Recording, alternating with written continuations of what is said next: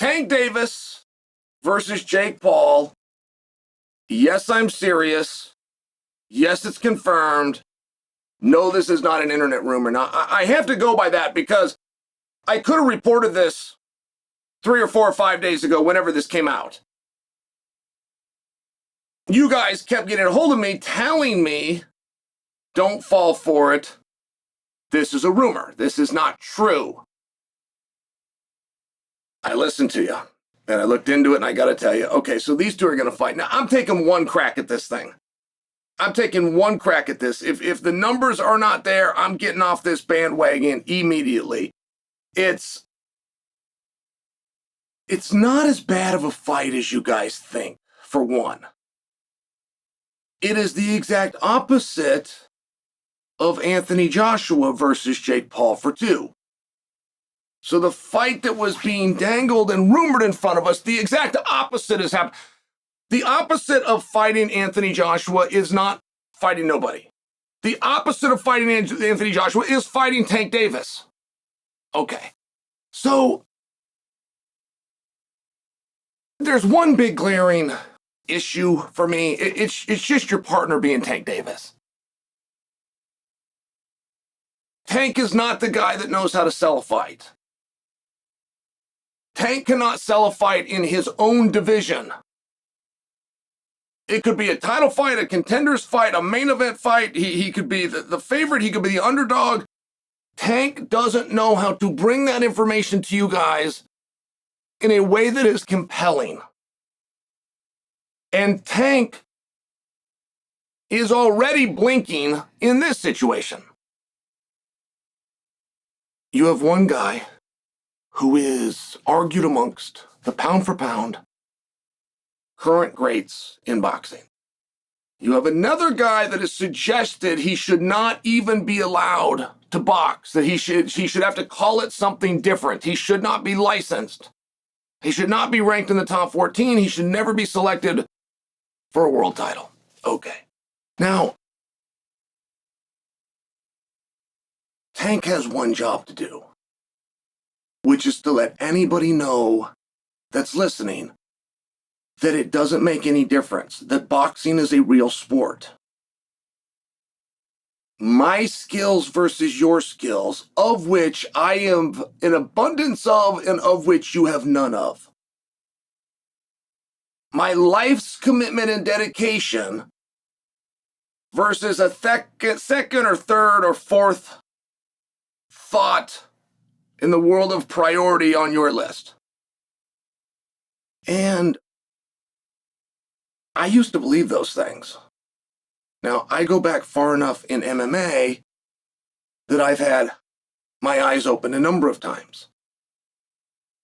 The fact that karate was so incredibly useless, or the fact that Jeet Kune Do was so incredibly useless, like these were not things that I would have bet on when I was in high school. As a wrestler at that time, I would not have assumed that I would fare well in a fight against somebody that knew Kung Fu.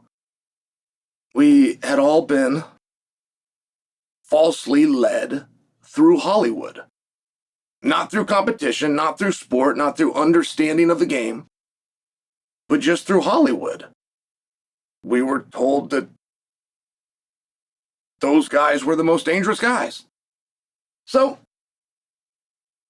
we then eventually get up to Conor McGregor versus Floyd Mayweather, which had a weight discrepancy, but it was very small. I mean, I watched him weigh in. I want to say it was like 8 pounds.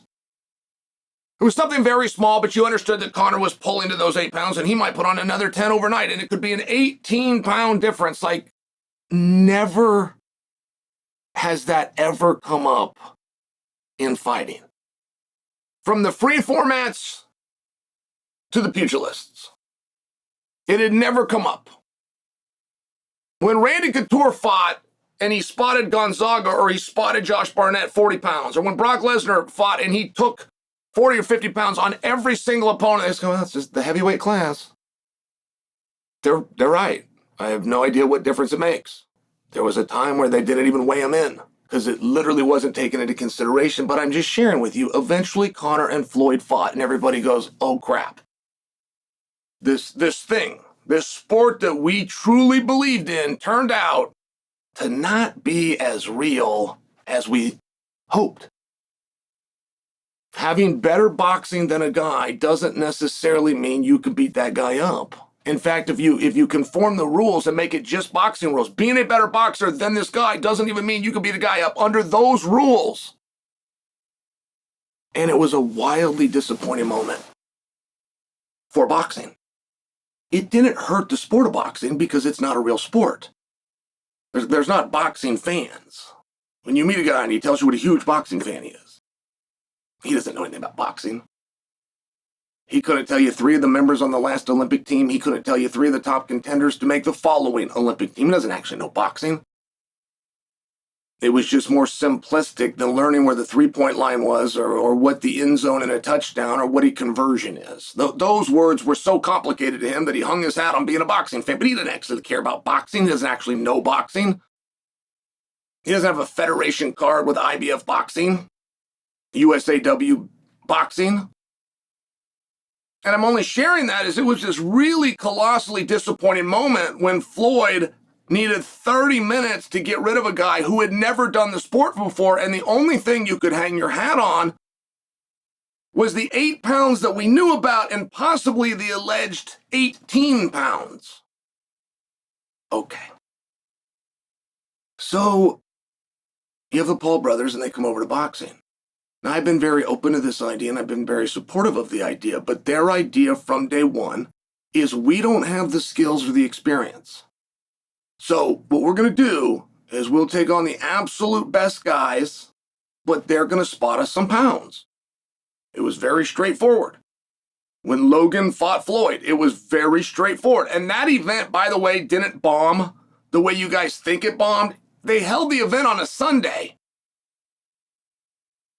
The biggest boxing fan in the world didn't even know where to find that event because it was a Sunday. I mean, I'm just sharing, like, the idea of Floyd versus Logan is not the disaster that the numbers tell you it was. Some idiot put a fight on Sunday. In the history of my life, there has never been a fight on a Sunday.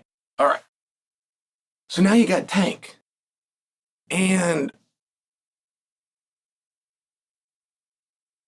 Tank is telling anybody that will listen that there's a size problem.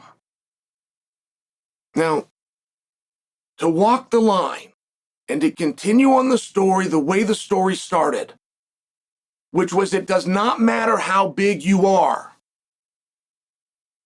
My skills and my experience in boxing, I do not have to wonder who's in the bar tonight. Any bar I go to, I rule the bar.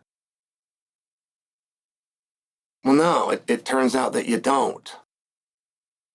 Turns out you could be the only boxer in the bar. Just need some big guy to corner you, apparently. And boxing has never stood its ground. Boxing has never been able to explain why Floyd needed a half hour to get rid of a guy who's never boxed before. And I just share with you, Tank Davis has already began this. And now I read a report today that Jake has agreed to the strictest drug testing possible to ensure that there's no steroids in this fight. What difference would that make? What if we put that to Jake, but we made an exception for Tank? Like, hey, Jake, no steroids. Tank, take all the steroids you can get your hands on. Like, what difference would that make? What are you trying to imply? Other than to set up yet another excuse for why Jake's going to beat Tank. Jake's going to beat Tank badly. And I'm only sharing for you. We're not holding this event for rankings or for titles or for lineage. This is a night of business. And I'm going to predict for you now. And we'll know. As soon as this video comes out, we'll know. I would be happy to be wrong. But as far as picking a business partner, when you choose a dum-dum, don't be surprised when he goes out and acts like a dum-dum.